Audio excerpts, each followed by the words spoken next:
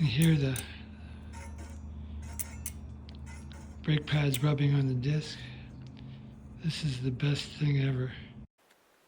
You can pick up these little devices at Walmart. I got lucky, got mine when I got my new disc brakes, but these handy dandy devices, real helpful in setting new disc brakes when you're first starting to put them on. I had adjusted a little bit, but it fits it right in. Now I tighten the brake bolts with the shim at the squeaky spot. And then this way, after the bolts are tight, I can pull out the shim.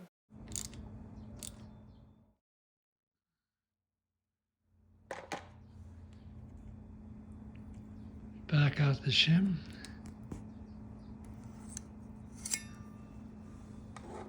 And hopefully the squeak goes away. No squeak. Great little time-saving device.